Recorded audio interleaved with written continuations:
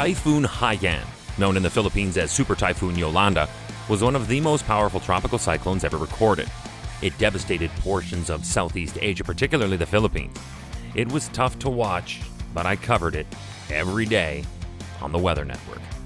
Hi, I'm Chris May, host of This Day in Weather History, a podcast from the Weather Network in Canada. On November 4th, a tropical storm developed and was named Haiyan. But then it began a period of rapid intensification that blew it up to typhoon intensity on November 5th. This day in weather history. Historically, it is one of the deadliest typhoons on record to ever hit the Philippines. It killed at least 6,300 people in that country alone, while also leaving an additional 11 million homeless. So how did it start? Haiyan was, for the 2013 season, the 30th named storm, 13th typhoon, and 5th super typhoon. More on that coming up. Haiyan originated on November 2nd from an area of low pressure several hundred kilometers southeast of Pohnpei in the Federated States of Micronesia. Then, continuing west, it developed into a tropical depression on the 3rd. As I mentioned earlier, it was upgraded to a tropical storm on the 4th, and it was then named Haiyan. Then it blew up into a typhoon on the next day, the 5th, this day in weather history. So now, let's pick this story up from here. Moving ahead to November 6th, the Joint Typhoon Warning Center, or the JTWC, assessed the system as a Category 5 equivalence on the Saffir-Simpson hurricane wind scale, and this classified it as a super typhoon. Would it then dip in intensity, having reached this mark? Many have in the past. For this one, not a chance. November 7th. Japan upgraded the storm's maximum 10-minute sustained winds to 230 kilometers per hour or 145 miles per hour, the highest in relation to the storm.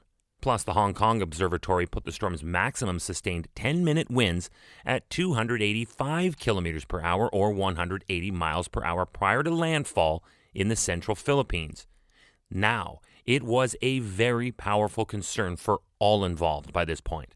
At landfall, China estimated the maximum 2-minute sustained winds at the time to be around 280 kilometers per hour or 175 miles per hour, and this made Haiyan the strongest tropical cyclone ever observed based on wind speed, a record that would stand until 2015 with Hurricane Patricia. Typhoon Haiyan, called Yolanda in the Philippines, caused catastrophic damage throughout much of the islands of Leyte. Cities and towns were largely destroyed. The terminal building of Tacloban Airport was destroyed by a 5.2 meter or 17-foot storm surge that reached a height of up to the second story of the airport. So let's stay with storm surge for a moment. Samar is the third largest island in the Philippines, located in eastern Visayas. That's within the central Philippines along the island of Leyte. These two locations were slammed particularly hard by these massive pushes of ocean water, and over the islands of Leyte and Samar, surge waves measured 5 to 6 meters. That's 15 to almost 20 feet. Haiyan's strength tossed around large car-sized boulders. The heaviest of them weighed 180 tons. And if that takes air, you do not want to be where it eventually lands. And it landed on Caloocan Island in eastern Samar.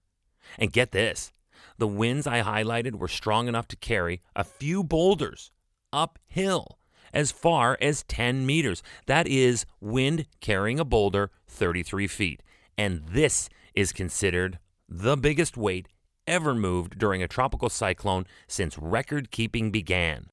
I'm listening to this and thinking to myself, might it have been a super typhoon that built the pyramids? Because those are massive stones. But now, why the two names? We have Haiyan and we have Yolanda. And we see this from time to time around the world. The Japanese Meteorological Agency is the official regional specialized meteorological center for the Western Pacific Ocean. They name these storms in this region.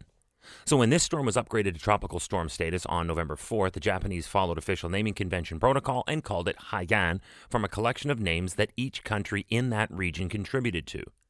But 2 days later, on November 6th, the storm moved toward the territory where the Philippine Atmospheric, Geophysical, and Astronomical Services Administration, or PAGASA, is in jurisdiction, and therefore has authority to issue their own name. And that name was Yolanda. Individual countries have the option of assigning storms their own names. This storm was by far at its worst in the Philippines, so their agency decided to own it, and Yolanda was next on their name list. But it was first called Haiyan when it was first named, this day in weather history. Tomorrow is November 6th, and we're talking about a rare, severe tornado that struck Rome. That's right, an F3 hit the heart of global tourism in 2016, and I got the story. You know what else I got? Podcast video shorts. These cool 2-minute mini podcast videos are on TV and online at theweathernetwork.com/weather history. So we have one on air and online right now for today's episode, and when we hit up the Rome F3 tornado tomorrow, we'll have a video up for that one as well. That's right here on This Day in Weather History with me, your host, Chris May.